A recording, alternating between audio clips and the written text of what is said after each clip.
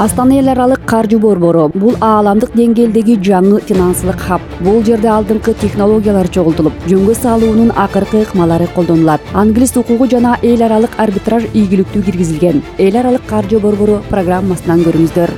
Бүгүнкү чыгарылышта Ислам финансылык институттары салттуу банк ишинде альтернатива катары, аталган базардын көлөмү, Ислам каржылык шаймандарынын Астана экономикалык каржы борборунун биржасындагы келечеги.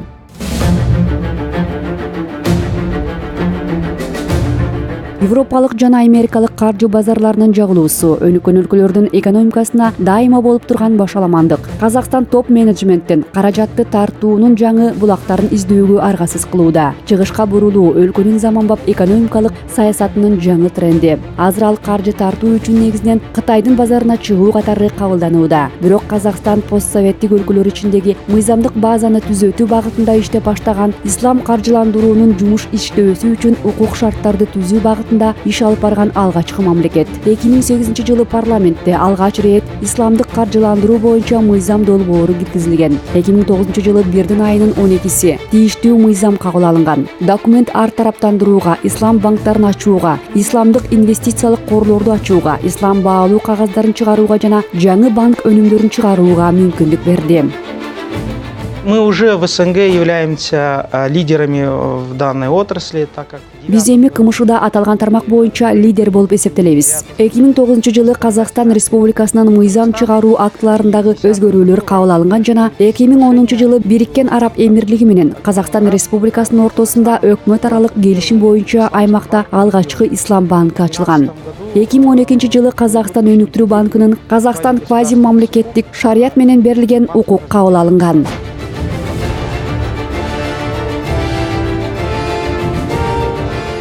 Жалпы ислам каржы институттары ислам экономикалык негизине ылайык жумуш аткара турган салттуу банктык бизнеске альтернатива катары эсептелет. Мусулмандардын талаптарына ылайык даярдалган өнүмдөрдүн негизги өзгөчөлүгү исламдын тыюу салынган элементтери менен мусулман жашоосундагы эрежелер жыйнагы. Бул жерде сөз насыялык пайыз менен сүткорлук чектен чыккан тобокелдик жана аныксыздык жөнүндө жүрүп жатат. Андан сырткары каражат салууга жана ишкерликтин тыюу салынган түрлөрүнөн, мисалы, чочко этин, спирт ичимдиктерин куралдуу өнүктүрүү жана сатуу, ошондой эле сойкулук, уят тасмалар, кумар оюндарынан киреше табууга болбойт.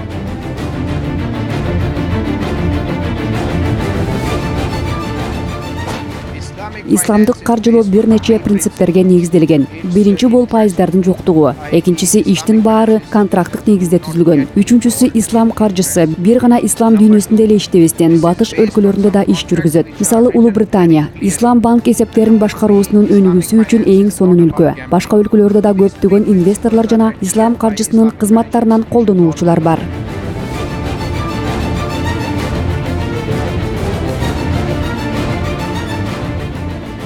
Ааламдык масштабта исламдык каржы базарынын көлөмү үстүбүздөгү жылы 3 триллион АКШ долларына жетет деп серепчилер баа беришет. Сауд Аравиянын компаниялары менен Дубайдагы ислам каржы борборунун жеткиликтүү платформалары арасындагы алгачкы ислам капиталынын базары 10 триллион деп белгиленген. Ошондуктан Астана экономикалык каржы борборунун ишмердүүлүгүнүн стратегиялык багыттарынын бири исламдык каржылоо. Атап айтканда банктык жана банктык эмес ислам каржылык кызматтарын өнүктүрүү. Ошондой эле ислам капиталдарынын базарындагы.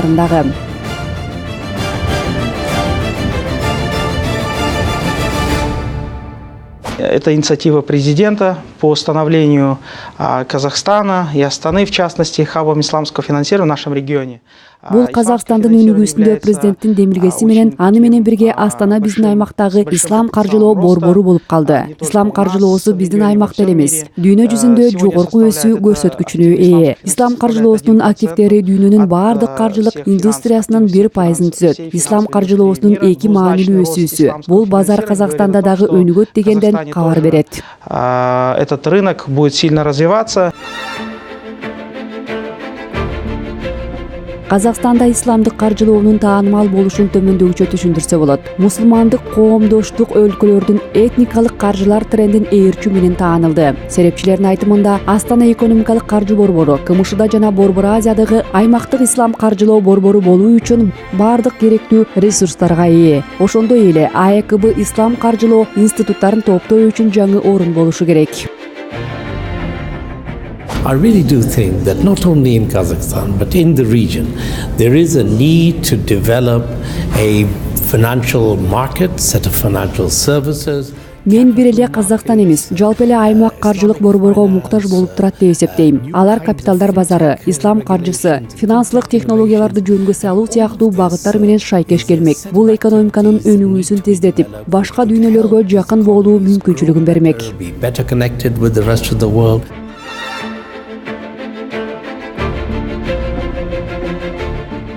Ислам каржылоосу Казакстанга шариаттын эрежелерине дал келген өнүмдөрдү алууга аракеттенген. Инвесторлордун жаңы класстарына жетүүсүнө жардам бермек. Перс булуңунун кызматташтык кеңешине мүчө боло албаган өлкөлөрдө дагы, Малайзияда дагы тура турган сукук эмитенттеринин облигациялары жакынкы чыгыштан жана Азиядагы инвесторлор арасында маанилүү кызыгууну жаратат. Бул орточо эсеп менен бардык инвесторлордун болжол менен 60%-ын түзөт. Имеется огромный спрос. Это не только спрос со стороны. Аябагандай көп суроо талап бар. Бул бир гана мусулман калкынан гана эмес. Мисалы Малайзияда жана Улуу Британияда исламдык каржылоодон түрдүү диндеги адамдар колдонот. Мисалга алсак, Малайзияда 40% Кытай кардарлары. Малайзия это 40% китайского населения.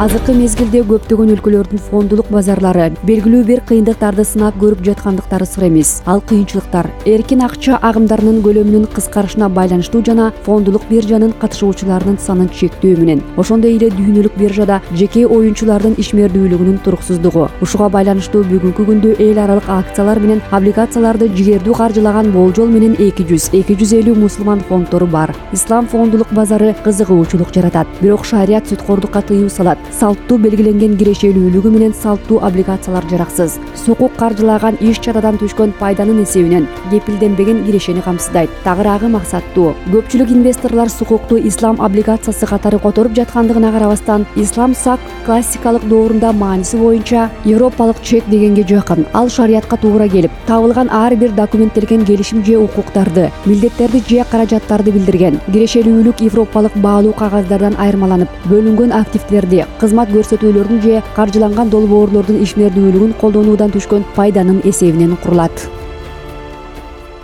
When we say Islamic finance is interest-free, it doesn't mean that the shareholders of Islamic financial institutions don't make money. They make money in ethical and Sharia-compliant ways.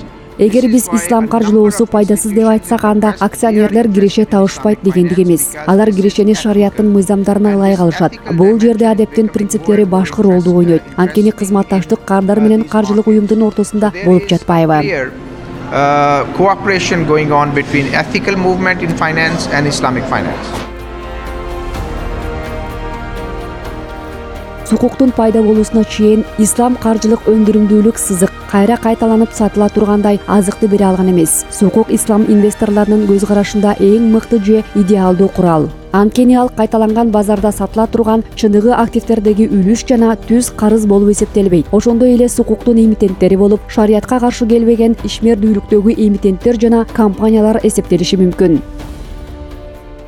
С Министерством финансов мы работаем над подготовкой выпуска первого. Биз каржы министрлиги менен аймактагы алгачкы дебюттук көз карандысыз сукукту чыгаруунун үстүндө иштеп жатабыз. Азыр даярдык көрүү иштери жүрүп жатат. Кийинки жылдын 1-чейрегинде аймактагы дебюттук көз карандысыз сукук пландалып жатат.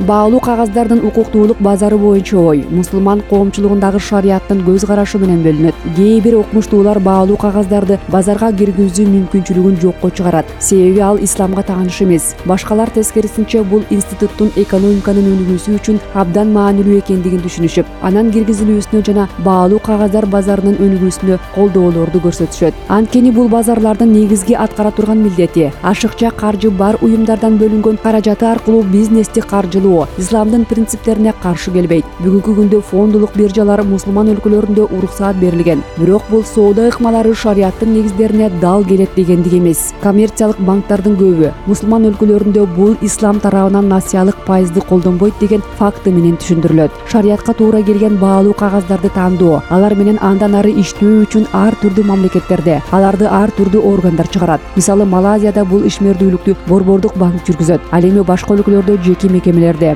20-кылымдын 90-жылдарынын аягында Dow Jones Ислам индекси дүйнөлүк Америкалык, Европалык, Британиялык технологиялык жана чакан компаниялардын индекси боюнча бир нече атайын фондулук индекстер эсептелет. 2006-жылы Бразилия, Орусия, Индия жана Кытай өлкөлөрү үчүн жаңы Ислам индекси пайда болгон. Большой интерес проявляют участники, поэтому мы думаем, вот в ближайшем около десятка компаний в сфере исламского финансирования. Катышуучулар абдан кызыккандарын көрсөтүшүүдө. Ошондуктан биз келерки жылдын ичинде ислам каржылоо тармагында дагы 10 компанияны ойлонуштуруп жатабыз. Биз исламдык каржылоо тармагында 20-га жакын меморандумдарга кол койдук. Азыр да жөндөочү базанын үстүндө иштеп жатабыз. Жаңы долбоор даяр болоору менен базардын потенциалдуу катышуучулары менен бөлүшө баштайбыз.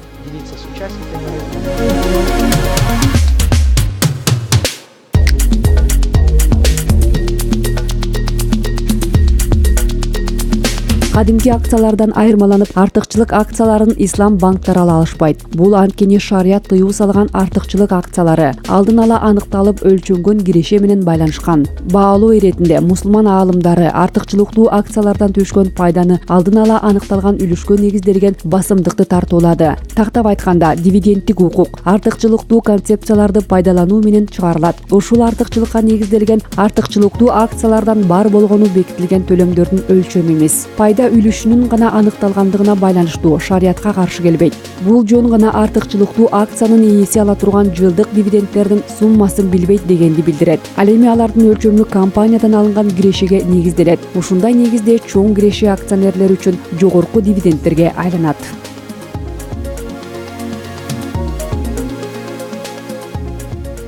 Сукук, он интересен для всех, потому что это, во-первых, диверсификация инвесторской базы.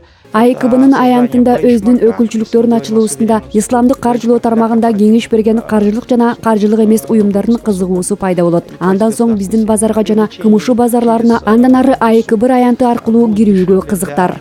Того, кто привлекает средства на внешних рынках.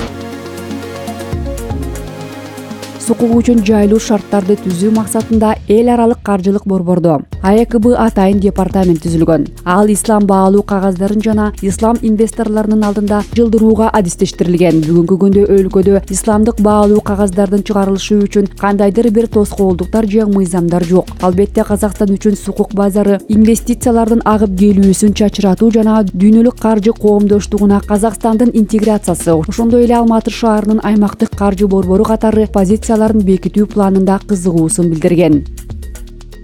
Если рассматривать концепцию развития финансового сектора, Эгер Казакстан Республикасынын каржы секторун 2030-жылга концепциясын карасак, анда 2050 жылга активтердин 3,5% бул исламдык каржы. Биз азыркы учурда АЭКБ исламдык каржылоону өнүктүрүү боюнча жол картасын иштеп жатабыз. Атап айтканда, Казакстанда мүмкүн аймак үчүн карта болот. Ошондуктан эгер Казакстан тууралуу айтканда, 2025 жылы баардык активтерден каржылоо 10%га чейин жетет.